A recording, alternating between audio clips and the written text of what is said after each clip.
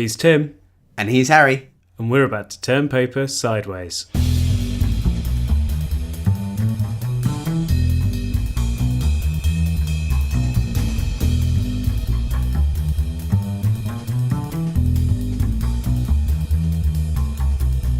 You're listening to Turn Paper Sideways, the podcast where we talk about cardboard and rotating it 90 degrees. We talk about all things Magic the Gathering, from current affairs to our favourite format, Commander. And in today's show, all being well, we are going to discuss our favourite cards from the latest set, M19. We were stopped in our tracks by some kind of mechanical failure at my end and didn't get a plan. But this week... Nope. We're going to do it. If you want to find us on social media, you can do so on Twitter at TPSMTG. You could email us at turnpapersideways@gmail.com. You can tell us if it has worked or not, or you could complain at us if it hasn't. Yes, but you won't know to, because if it hasn't worked, you won't be hearing this. You can support us by giving us a 5-star rating on iTunes or whatever service you use to listen to your podcasts. It goes a really long way, helps people find us, and grows the Turn Paper Sideways family. Yeah, it does. And you could support us on Patreon, patreon.com/turnpapersideways. And I tell you what, giving as little as $1 an episode goes a long, long way. And we are super thankful to all of our patrons. Yes. And if you prefer to watch your podcasts, you can find us on YouTube. Just search for Turn Paper Sideways. We haven't got a URL yet. Follow us and we'll get one. Absolutely. And on that note, Tim, we have a giveaway. Yes, we do. We had one last week, but you never heard it. Yeah, so to celebrate the fact that we're on YouTube, we are going to give away 2 packs of Battle Bond to 2 lucky winners. And one winner will come from our YouTube subscribers who like the video for this episode, and the other winner will come from our Twitter followers who share a link to the YouTube video. And you can make sure we see it by including us in that tweet. At TPSMTG.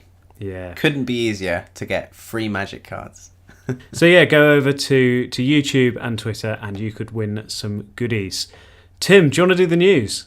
Do I ever?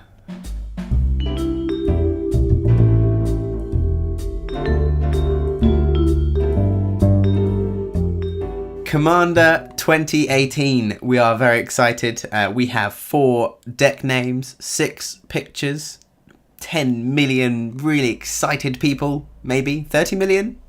As many people who play Magic and like Commander. So everyone. Lots of people for sure. So, Harry, do you want to talk us through some of these deck names? Yeah, I am very excited about this. This was revealed in a Twitch stream last week.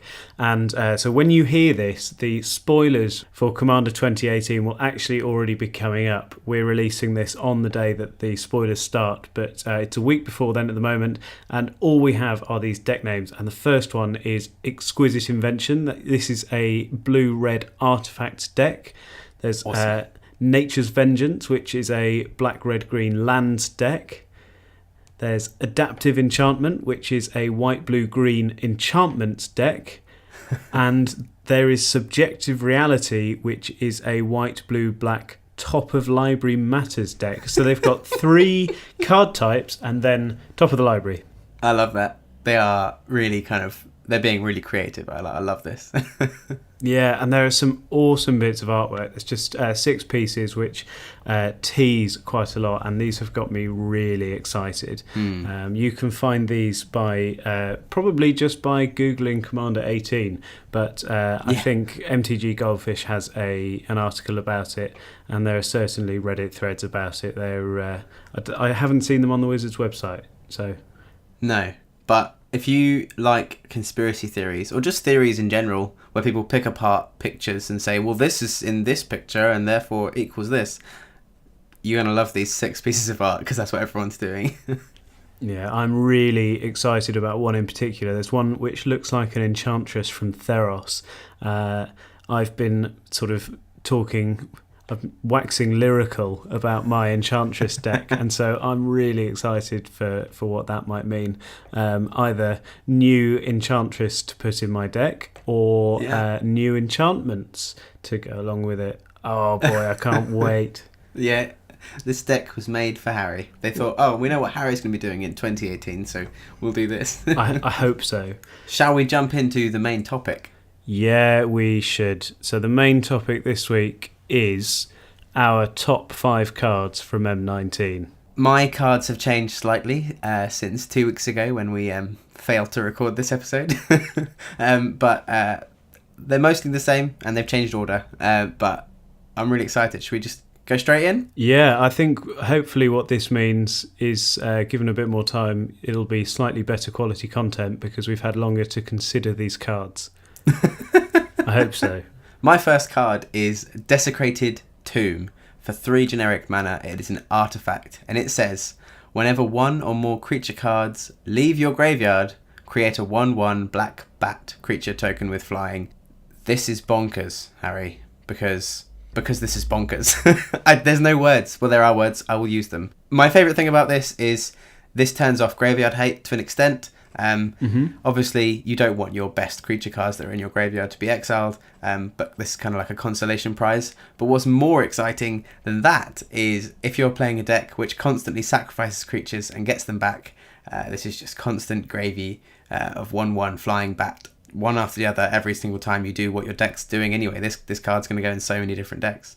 Yeah, I can think of some really good homes, particularly green-black decks which want to be sacrificing creatures. Having more tokens as fodder for those sorts of strategies is brilliant. Yeah.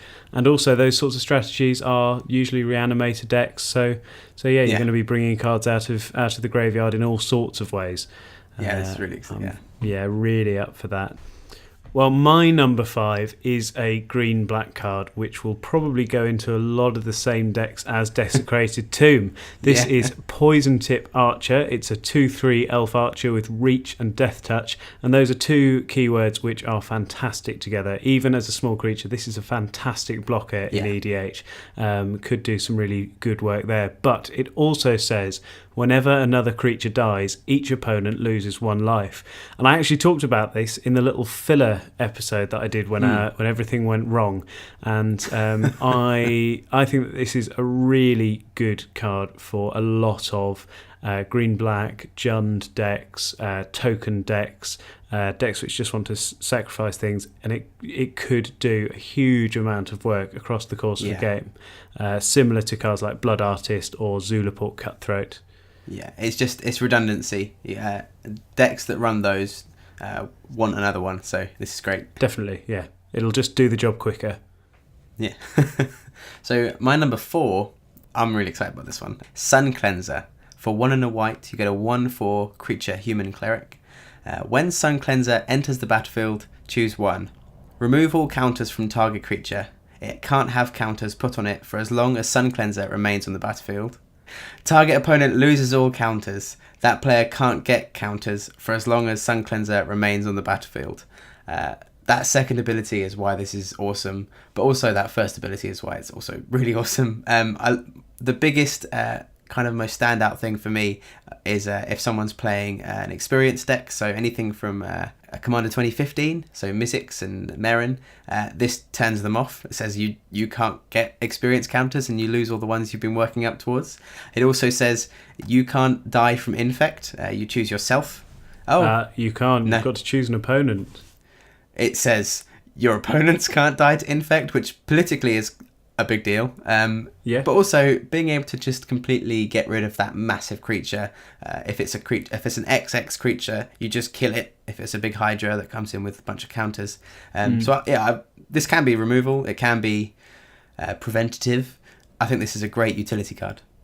Yeah, I think if you've got those experienced counter commanders in your meta, or if you know somebody's got a problem deck which relies on a certain kind of counter, this could be a fantastic include. I'm quite hot on hate cards for your meta at the moment, adapting decks, not just going with staples, and this is the sort of card which fits right into that category. See what the players around you are doing and adapt your decks to combat that. So this could potentially be Quite a damaging card to some strategies, yeah. My number 4 is Runic Armosaur. This is 1 green for a 2/5 dinosaur. We haven't left the dinosaurs behind, I'm very happy to announce. Whenever an opponent activates an ability of a creature or a land that isn't a mana ability, you may draw a card. I can think of so many activated abilities in Commander. Anything from the Theros gods with their activated abilities, Maze of Ith with its ability to untap attacking creature. There are just hundreds, so many across the game. Yeah, this is bonkers. This goes in every green deck, because I would be shocked to see a single EDH deck that doesn't have at least 5 or 6 activated abilities on creatures or lands that aren't mana abilities. This is get your hands on these, because I think they're going to go in lots and lots of decks. Yeah, I'm thinking of sort of problem combo pieces like Strionic Resonator or what's it, Illusionist Bracers? Yeah, the one that doubles the activated abilities. Maybe Illusionist Bracers is actually a triggered ability. But either way, there are a lot of problem combo pieces which are activated abilities. And what this does is it gets you to your answers for those problems quicker. Brilliant. Yeah, I really like this. My number 3 is Isolate.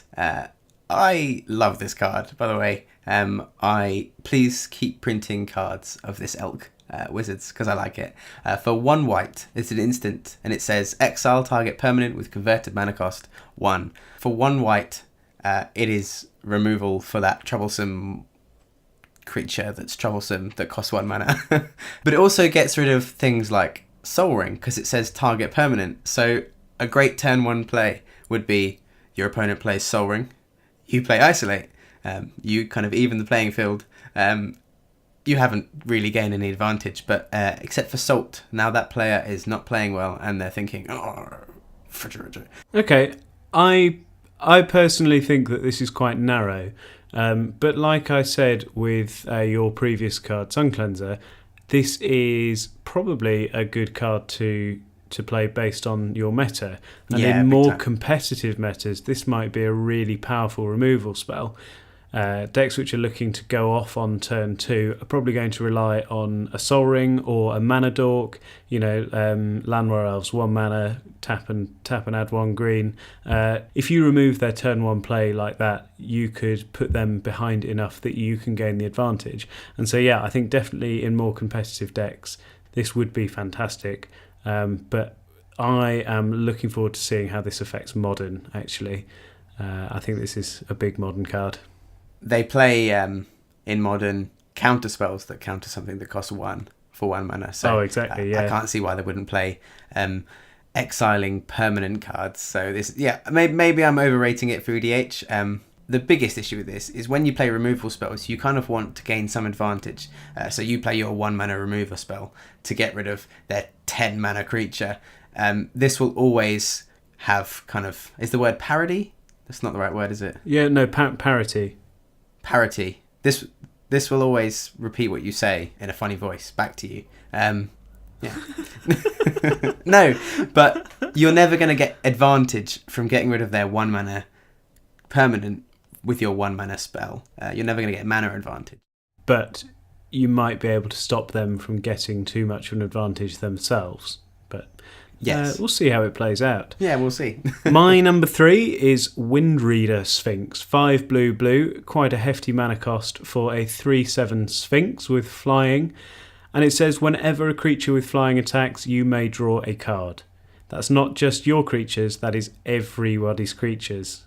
I like this. Oh yeah, so as soon as this is on the board, you've got 1 creature with flying.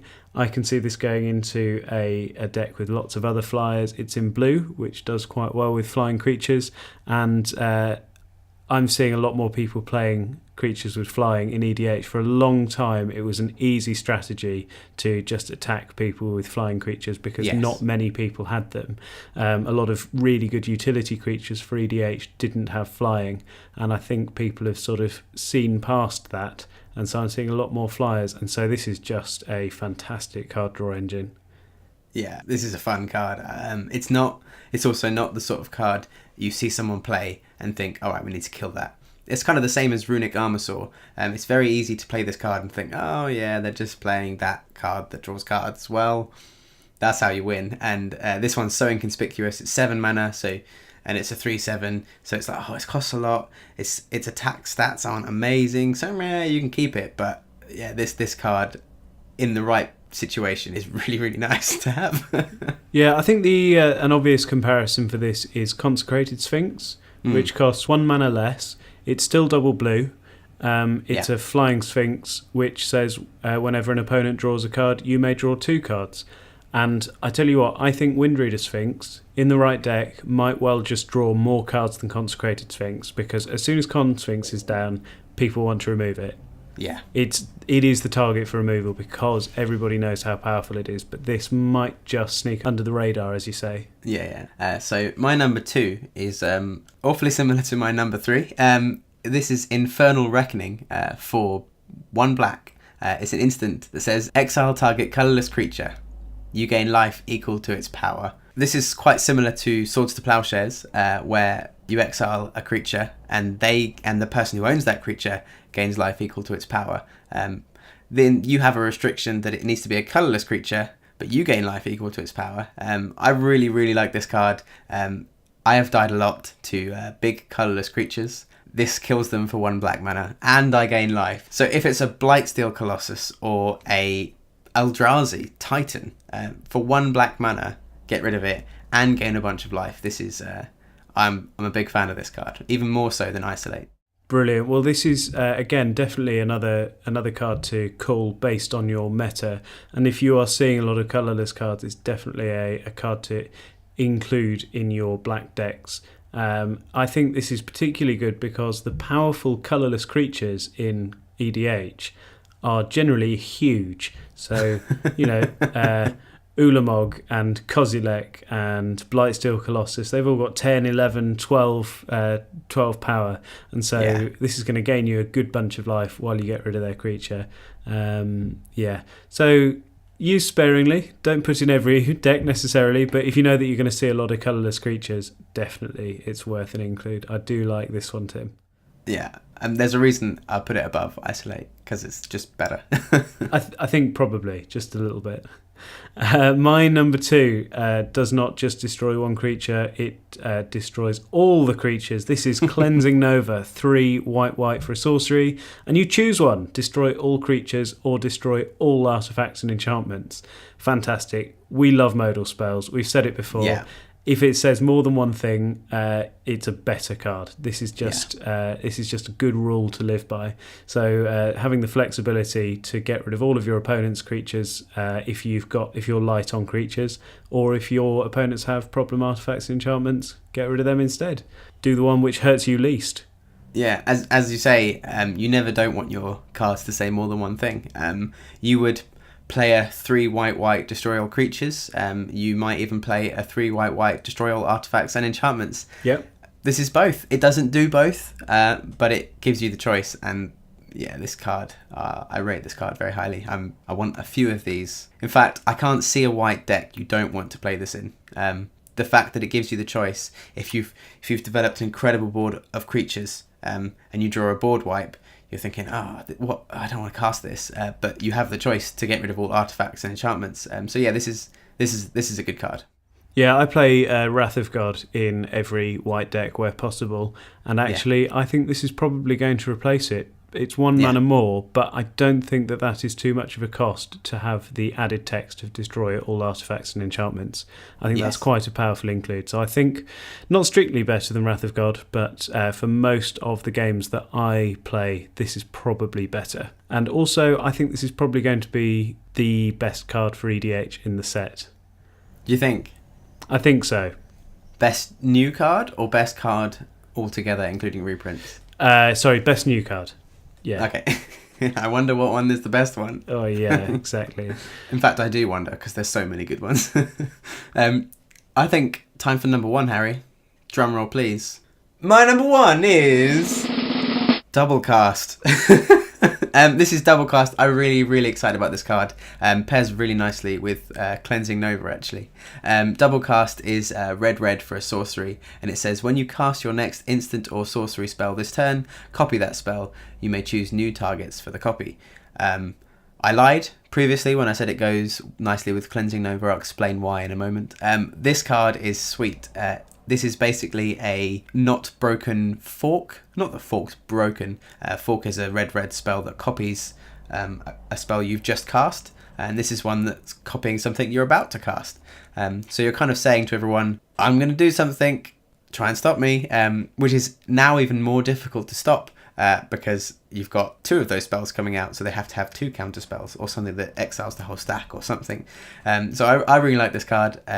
Lots of red-blue decks that you play lots of big red X spells that do lots of damage. When you copy the spell, it copies X. So if you cast something that for red and a 10, and you deal 10 damage, for an extra 2 red, you do an extra 10 damage. The reason this doesn't go nicely with Cleansing Nova is because if you chose Destroy All Creatures, the copy would also say Destroy All Creatures. So unless you really wanted Destroy All Creatures, you were like, oh, those creatures. It doesn't go well with that card. But I'm a big fan of this card. This definitely goes in my Mizzix deck. I'm tempted to maybe put it in Zada. I like it that much. Okay, yeah, I think actually Zada would be quite good because your Zada deck relies on smaller effects, cantrips, smaller effects like that. This would make those effects potentially more powerful for just 2 mana, which is quite good. I think this is quite an interesting design because Fork is an instant and you target a spell on the stack and you copy that spell that's already been cast. Yeah. I think double cast is probably worded like this because of all of the online stuff that Wizards are doing at the moment. Okay. So because we've got MTG Arena being tested and developed, I think that this just makes the stack much more easy to handle in an online setting. So in MTGO, the stack is quite complicated, and if you wanted to cast Fork, you've got to hold down control and keep hold of priority, and if you misclick, then you've missed your chance. Double cast, you don't actually have the opportunity to mess it up yourself. There is no user error to be had, and so it's a much easier play experience, particularly for newer players, which is a lot of what MTG Arena is geared towards. And so I think that this is probably an attempt to simplify gameplay online. Yeah. But I do think this is a fantastic card. I think the one drawback is that you can't use it as a red counterspell. Because with Fork, if somebody counters your spell, you can fork their counter and counter their counter. You can't do that with double cast. That's the only downside as far as I'm concerned. I can't believe I never thought of that. Fork's a red counter spell. Yeah. Oh, cool. That's cool.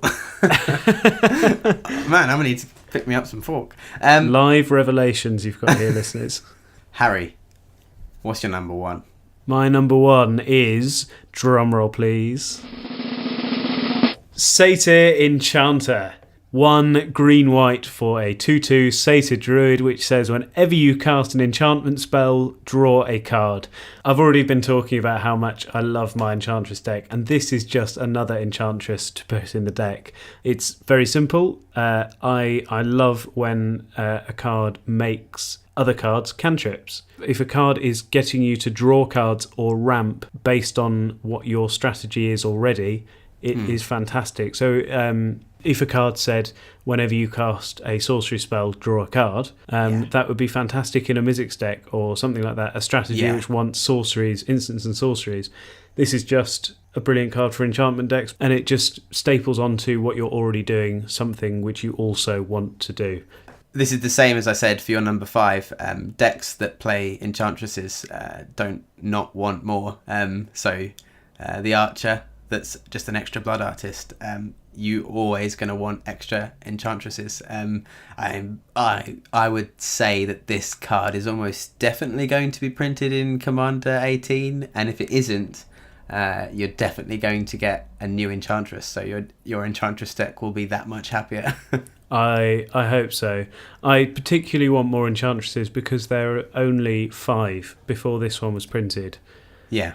5 enchantresses total. I think it's 5. And one of them is an enchantment itself. Do you count SRAM as an enchantress? Not really. I'm counting things that say whenever you cast an enchantment spell, draw a card, Right. and Eidolon of Blossoms, which says whenever an enchantment enters the battlefield. Oh, okay, Because cool. SRAM specifically cares about auras and vehicles and equipments. But I'm just thinking things which just say enchantment as a bracket. So yeah, really exciting to have another one. Yeah, I know yeah. that Enchantress is a strategy that a lot of people really enjoy, and there are a lot of different variations on the deck, and this goes into every single one of them. So those are our top 5, top 10 cards from M19. This is a really exciting set. Core sets are back, which is great. I think most people were sad when they left, and most people are happy now that they're back. We've got some honourable mentions as well, some cards that we really like but didn't quite reach the top 5. So Harry, what's your first honourable mention? My first one is Goreclaw, Terror of Cal Sisma. This is a 4 mana bear, which makes no sense. It's also a 4/3, so that doesn't make any sense either. And the internet is in uproar at this legendary creature. This is a bear legend which doesn't conform to the bear rules, but it is still a great card nonetheless. Yes. For those confused, a bear is a 2/2 for 2. Yes, it's a colloquialism. Anyway, Goreclaw says, creature spells you cast with power 4 or greater cost 2 less to cast, and whenever it attacks, each creature you control with power 4 or greater gets +1/+1 and gains trample until end of turn. So it's a big creature lord. Yeah, which is just this wrong in terms of bears, like you said. But it does attack as a 5/4, which is sweet. 5/4 for 4 that makes stuff cheaper. This is sweet. Do you know what's the most exciting thing? Is I think that's Sarkhan in the art, and he's about to get punched.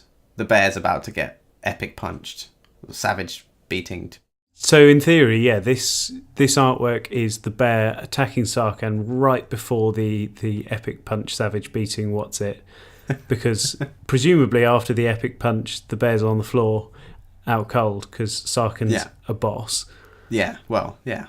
He punched a bear, and that's why he's the leader of the teamer. So I feel a bit bad for this bear because he's looking pretty cool in the art, but we all know. So my first honourable mention is Switcheroo. It's 4 and a blue. It's a sorcery. Exchange control of 2 target creatures. This isn't a new card, but it was new to me when I saw it, and even though it was printed in Battle Bond before M19. This card's just fun. Being able to say, oh, you've got a really cool, awesome creature that I want, and here you can have my 1/1 knight. And it's permanent. I love this. This is just a silly, fun 70% card. Yeah, well, this I think with this I want to swap my tokens for your commanders. Yeah, you do want to do that. Because when I've got your commander, your deck doesn't do what it's supposed to do. No.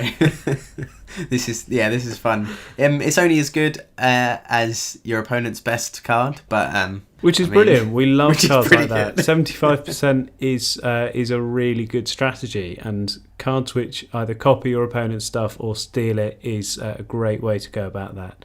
Yeah. My next honourable mention is Gigantosaurus. This is a 5 mana 10/10, and it's another dinosaur. We love dinos. All of the 5 mana that you need to spend to cast it is green. It's green, green, green, green, green for a 10/10, and it says nothing else. There's no trample, there's no haste, there's no flying, because dinosaurs don't do any of that. They're just big, really big. What decks does this go in? Straight away. So this would go in my Selvala deck because in Selvala I love creatures with higher power than their casting cost. So a 5 CMC 10 power creature is nuts. Yeah, and it's called Gigantosaurus, which is that a real dinosaur? Definitely not. No. And if you had told me months ago that there would be a creature in Magic called Gigantosaurus, I would have assumed it would have been in Battle Bond and not a serious, in quotes, set. Yeah, you're right. That's weird, isn't it? My next honourable mention is Amulet of Safekeeping. For 2 mana, you get an artifact, and it says, whenever you become the target of a spell or ability an opponent controls, counter that spell or ability unless its controller pays 1. And creature tokens get -1, -0. This is 2 great cards. This goes in 2 very different strategies. Well, This doesn't really help your strategy, but it definitely prevents your opponent's token strategy if they're all 1/1s, and it prevents your opponent's burn deck, I guess, because they have to pay 1 for every single time, and they're going to run out of mana before they kill you. I like this card. Yeah, so it just shuts off all the storm decks, doesn't it, really? Yeah. Oh, yeah, I hadn't even thought about that. By Joyra, sort of. I mean, she could probably... she's playing red, so she can probably just destroy this, but still, I like this card. It seems kind of... it doesn't absolutely turn off your opponent's decks. If you have an Anthem effect, if you have a million 1/1s, they're all 0/1s, but if you have one Anthem effect that gives +1/+0, they're all 1/1s again, so you're dead. And if your opponent has slightly more mana, this tax doesn't really matter. So, but it does kind of, given the choice, the person with a million tokens or the person burning you is going to choose the other opponent first because they don't have to deal with the extra cost. I've been playing a card called Aegis of the Gods recently, which is a 2-mana creature which says you have hexproof. And in playing that, I have noticed that I get targeted quite a lot. There are a lot of spells which target you, and I think just having that extra 1 mana onto that ability, whatever it is that's targeting you, is probably just going to get your opponent to swing it elsewhere. Yeah, they're probably going to go, oh, I don't want to do that, so I'll point it at that person instead. So it's just a little minor deterrent, and all these little things add up. And it's not, I think politically, it's not a big deal. No. People aren't going to look at this and go, oh, that's scary, but just the little incremental advantage you're going to get from that might just lead to you getting out in front. So who knows? Another card that I love is Open the Graves. 3 black for an enchantment which says whenever a non-token creature you control dies, create a 2/2 black zombie creature token. I love effects like this, which just make sure that in sacrifice decks you've got plenty of fodder. And it's got the non-token clause, but I still think that this is potentially really powerful. And if you set it up right, you could do some pretty busted things with this. Yeah, this is cool. This goes nicely in the deck with our first number 5s. Lots of sacrificing, lots of gaining, or just a little bit of advantage. Yeah, exactly. My next honourable mention is Mistcaller. For blue, you get a 1/1 creature Merfolk Wizard, and it says sacrifice Mistcaller until end of turn. If a non-token creature would enter the battlefield and it wasn't cast, exile it instead. This just prevents people cheating their creatures out, and pair this with something that lets you cast creatures at flash speed, like Yeva or Vidalcan Ori. For 1 mana, you get to stop someone from winning the game. I like onboard deterrents. I agree, if you can flash it in, it's probably better. There's a nice little gotcha moment there, like with Containment Priest, but still, it's going to stop some dirty shenanigans. So those are our favourite cards. Apart from, we've got 2 cards that we really like, and I've already talked about one of them in our filler episode last time. I talked about the sort of deck I'd like to build around Vivictus Asmarsi the Dire, the Jund Elder Dragon, and I talked about a token strategy where you create lots of tokens, and with Vivictus's trigger you sacrifice them to get something better. So we've heard about that, but we haven't heard about Tim's. So Tim, which legendary creature would you most like to build around? So the deck I'm building is Chromium the Mutable, and I am hyper excited about this deck. Not only because I've spent hours building it and then suddenly found out it doesn't work, but then suddenly found out it does work. Well, kind of slowly found out it does work, so I'm really excited. For 4 white, blue, black, so 7 mana, you get a 7/7 legendary creature, Elder Dragon. It's the 7/7/7 Elder Dragon. That's OG good. It says Flash. This spell can't be countered. Flying. And it says, discard a card. Until end of turn, Chromium the Mutable becomes a human with base power and toughness 1/1, loses all abilities, and gains hexproof. It can't be blocked this turn. So if you discard a card, it becomes an Invisible Stalker, which is awesome. Invisible Stalker is a really, really fun card to build around. And now you can have Invisible Stalker as your commander.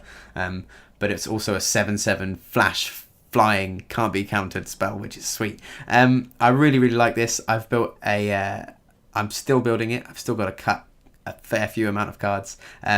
Lots of madness cards to make the most of discarding them. Lots of cards that get stuff back from the graveyard because I've discarded them. But mainly lots of equipment and auras that make Chromium formidable, as well as things that trigger when it hits you. So lots of cipher cards and things that draw cards when you deal damage. Lots and lots of draw cards spells, actually. I feel like if I'm playing this, I'm going to be drawing a lot of cards. This is my favourite. I hope. But yeah, it seems like a really fun deck. I've never built a Voltron deck. The closest thing to a Voltron I've ever built is my unstable Phoebe deck. So this is a bit more serious. I never built Esper, so I was really excited about this. I was a bit devastated when I thought I couldn't build it, but yeah, this is definitely something I'm going to build in paper. I've already started. I was building a 4-colour heroic deck, but this is kind of taken over that. A lot of the same cards, a lot of shared cards, and it doesn't seem too expensive as well because there's lots of really cheap equipment. I could go down the really expensive route because there's some incredible equipment, but I'm going to try and build it as much as possible with cards I own, and then slowly decide that I'm going to buy as many cards as possible with this deck. I'm really happy about this. Awesome. I like the Voltron style of this deck because it's not like Rafik of the Many or one of those other popular Voltron commanders, which is you just sort of you suit it up and swing. There's some real setup involved. You know, it's a 7/7, so it's a brilliant Voltron commander. But if you need to make it unblockable or you need to give it hexproof or whatever, discarding a card makes it tiny. So you've got to really work hard to get it to work as a Voltron commander in those situations. Yeah, and lots of exalted creatures as well.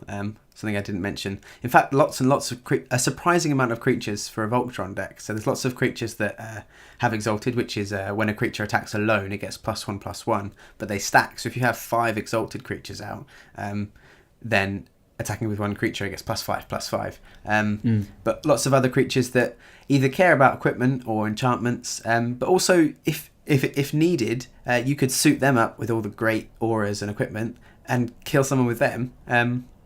If something goes wrong with Chromium, if for some reason you run out of cards to discard. Awesome. I'm looking forward to seeing this deck in action. We don't get to play together nearly enough, but at some point we will try and put your Chromium deck against my Vivictus deck. Oh yeah, that'd be cool. I think that Vivictus is Chromium's nemesis in a way because I could just choose your Chromium, but then you could just discard a card to make your Chromium hexproof because Vivictus targets, so it's not the nemesis. Oh gosh, they are. So Chromium is the nemesis of Vivictus. I also like to point out, round of applause for Harry for saying Vivictus Asmarti the Dire so many times last week. Round of applause, Harry. Put it in. Go. Thank you. Okay. Oh, that's too loud. That's too loud. Thank you very much. Awesome. So if there's nothing else you'd like to say about your planned deck, if you don't want to give away too many secrets, shall we do our last section from M19? Yes. And that is our favourite Planeswalkers. Do you want to go first? Or should I go first? You go first. All right. So my favourite is it's not one of the big 5 Planeswalkers at the top of Mythic Spoiler.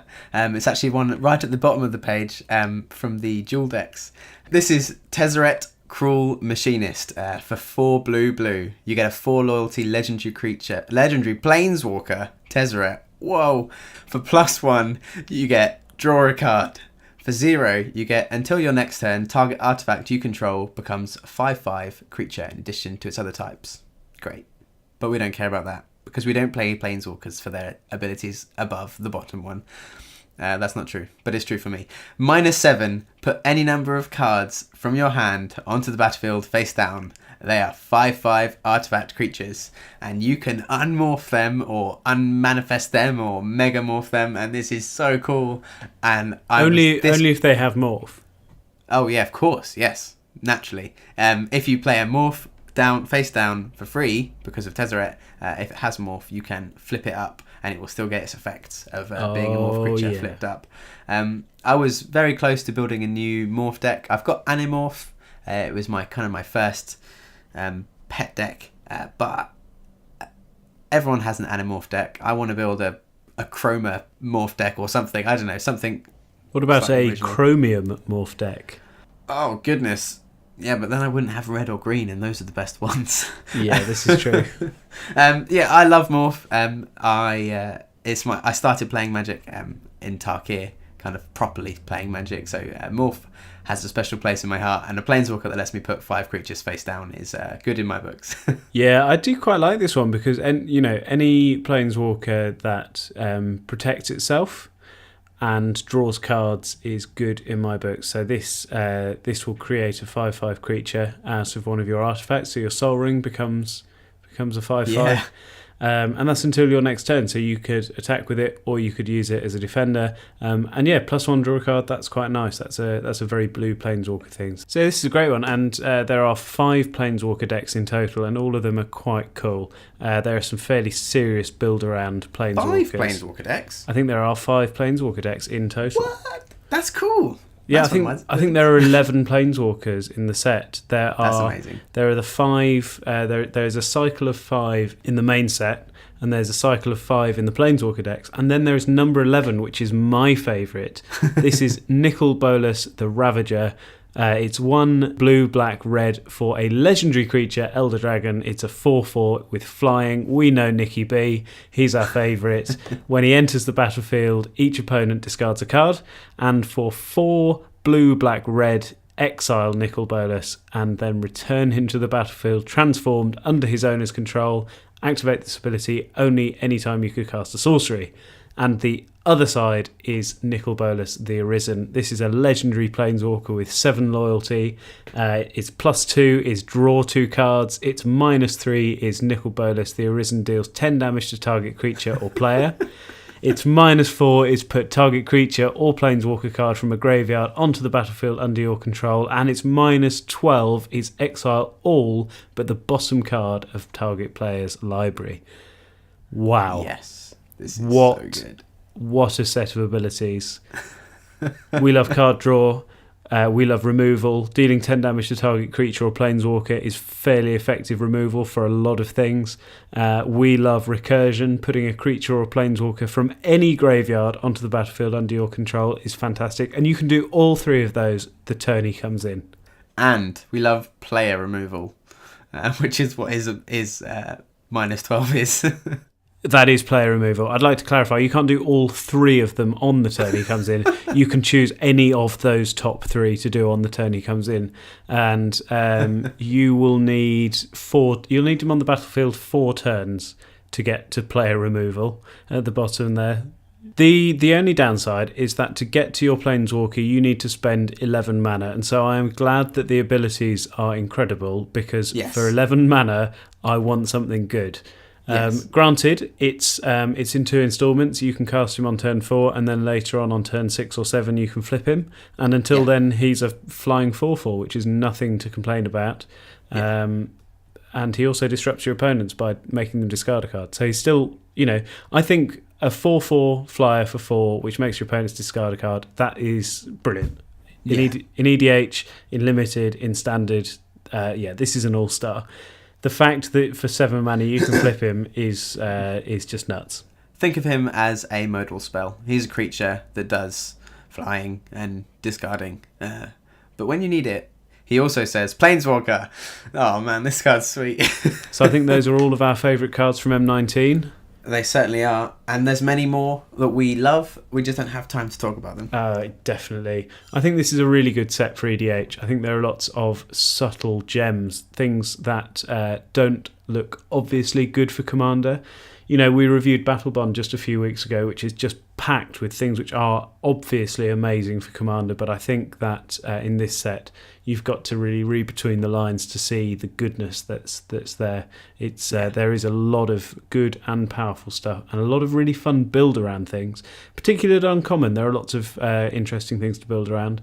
I think this is going to make quite an interesting limited format. I haven't played this. I didn't do the pre-release, but I think the drafts of this, it's a core set. It's simple. It's bare bones magic, and so we're not expecting big flashy stuff. We're expecting dragons to have flying and red to deal direct damage, and that's what this set does. There's a lot of simple back to basics stuff which we really enjoy. Yeah, we do. Yeah, this is a good time to be playing Magic. This is a great time to be introducing your friends to play Magic. Core set. This is the reason core sets exist. Absolutely, and they've done it again. I'm hyper excited for this. Yeah, definitely. So look out in future. We might get round to doing a full Vivictus and Chromium deck tech once the decks are finished. Yes, we will. Until then, if you want to get hold of us, you can find us on social media, on Twitter at TPSMTG. You can email us at turnpapersideways@gmail.com. You can find us on YouTube by searching for Turn Paper Sideways.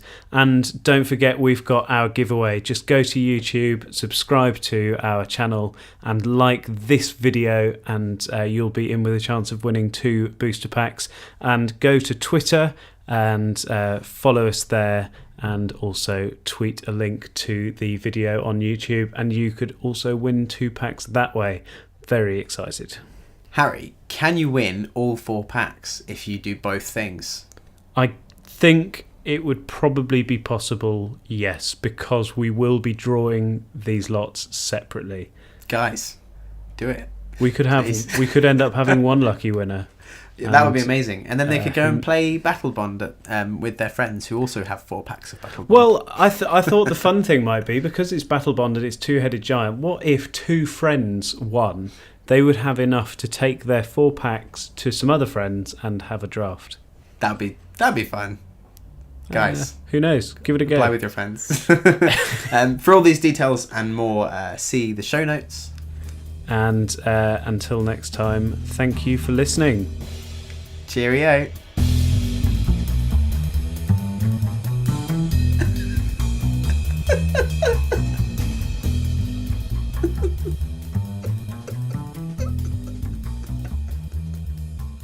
I've already mentioned this episode how much I love my Enchantress deck, and this is just another Enchantress for my deck. And Tim, I have tried so hard and I can't do it anymore. Why are you laughing so much? I don't know, because we're pretending we can hear a drum roll that's not really there. Oh, my head hurts. I'm sorry.